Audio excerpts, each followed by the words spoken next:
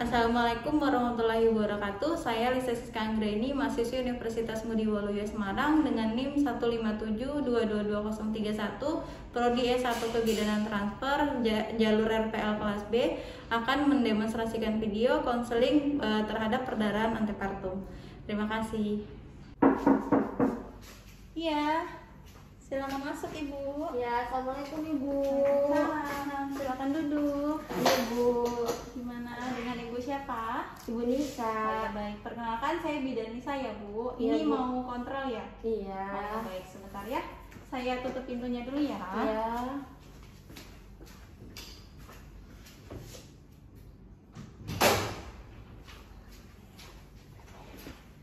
Gimana? Ada keluhan?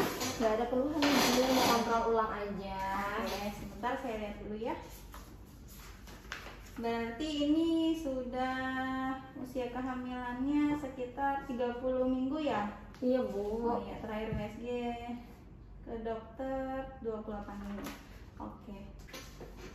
Ini sebelum ibu saya periksa, saya jelaskan dulu tentang tanda bahaya kehamilan pada trimester ketiga. Jadi ini kan ibu usia kehamilannya sekitar 30 minggu. Iya. Jadi itu sudah masuk ke trimester yang ketiga. Iya Bu.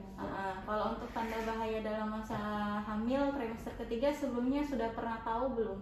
Belum Bu. Belum ya. Oke, ini saya bakal jelasin tentang perdarahan antepartum atau perdarahan sebelum waktunya lahir ya Bu. Oh ya Bu. Jadi perdarahan antepartum itu ada dua sebabnya. Yang pertama placenta previa, yang kedua solosio placenta. Kalau yang pertama placenta previa itu jadi plasentanya letaknya nggak normal. Jadi plasentanya kan normalnya posisinya di atas. Iya. Kalau misalkan placenta previa itu posisinya di bawah. Jadi dia nutupin sebagian jalan lahir atau kadang ada juga yang nutupin semua jalan lahirnya. Makanya kenapa kalau placenta previa itu tidak bisa dianjurkan untuk lahir normal gitu. Selanjutnya kalau untuk penyebabnya biasanya kalau placenta previa itu karena multivaritas, itu berarti kehamilan yang kedua gitu, atau umur ibu, terus ada riwayat merokok, atau ibu memang ada kelainan pada plasentanya gitu, atau hari-harinya. Kalau untuk tanda gejalanya sendiri biasanya kalau untuk placenta previa ini biasanya ada perdarahan secara tiba-tiba. Jadi kalau tiba-tiba ngeflek itu bisa kemungkinan terjadinya placenta previa. Tapi kalau placenta previa itu tidak disertai dengan nyeri.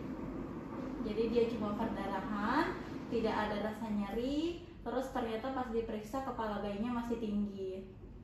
Biasanya perdarahannya itu ada yang warnanya coklat atau warnanya merah segar. Dan biasanya kalau placenta previa itu rata-rata posisi bayinya itu letaknya tidak normal. Ada yang sungsang atau misalkan dia melintang gitu. Terus yang kedua namanya itu solosio placenta. Jadi plasentanya terlepas sebelum waktunya, tapi dia posisinya normal. Kalau placenta previa tadi kan posisinya nutupin jalan lahir. Kalau solosio placenta itu dia posisinya normal tapi dia sudah lepas, jadi sudah terlepas sebelum waktunya lahir. Nah itu biasanya terjadinya pada trimester ketiga ya. Biasanya usia kehamilan ibu ini termasuk tanda bahayanya ya itu semua ya. Terus kalau untuk penyebab si solosio placenta sendiri itu biasanya tali pusat ibu pendek, atau adanya trauma, terus ada ibu punya riwayat tensi tinggi, itu juga bisa menjadi penyebab, atau memang kelainan pada plasentanya juga bisa jadi penyebab.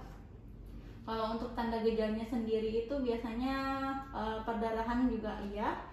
Kalau si placenta previa kan dia perdarahan tapi nggak nyeri. Nah kalau misalnya solosio itu dia disertai dengan nyeri gitu. Jadi biasanya kalau misalkan solosio placenta itu perutnya ibu sakit nih, pas dipegang ternyata seperti papan. Nah itu juga bisa menjadi tanda gejalanya. Jadi harus diperhatikan gitu ya kalau misalkan sakit.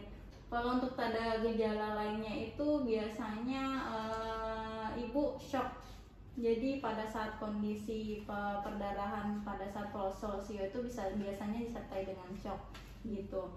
Terus kalau untuk lainnya rahimnya ibu itu ya tadi saya bilang keras seperti papan dan disertai nyeri pinggang, karena isi rahimnya kan bertambah sama darah, yang tadinya plasenta atau ari-arinya dia masih belum waktunya lahir, ternyata lahir kan berarti lepas nih, terkumpul darahnya di dalam rahim, makanya dia bisa rahimnya keras, biasanya seperti papan gitu. Biasanya kalau untuk nyerinya terus-terusan, makanya beda sama yang tadi plasenta previa gitu ya.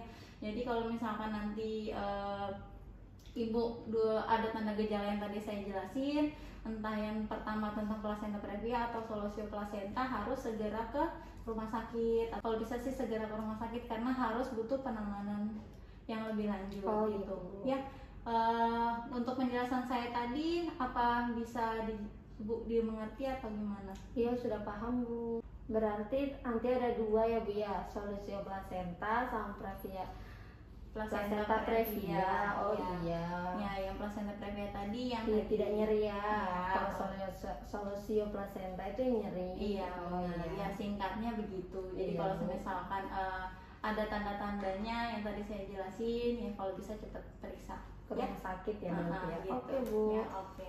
Itu kita periksa, saya periksa dulu, boleh garing situ ya? Ibu.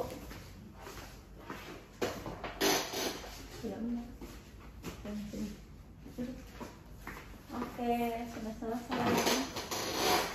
Semuanya dalam batas normal ya. Nanti untuk kontrolnya kontrol bulan depan lagi. Kalau semisal sebelum bulan depan ternyata ada keluhan, kontrol aja ke sini ya. Makasih Bu. Ada yang mau ditanyakan apa saya bantu lagi? Nggak ada Bu, sudah jelas semuanya. Terima kasih ya Bianisa. Sama, hati-hati di jalan ya Bu. Iya. Setelah memberikan pendidikan kesehatan kepada pasien, lakukan pendokumentasian pada rekam medis. Terima kasih.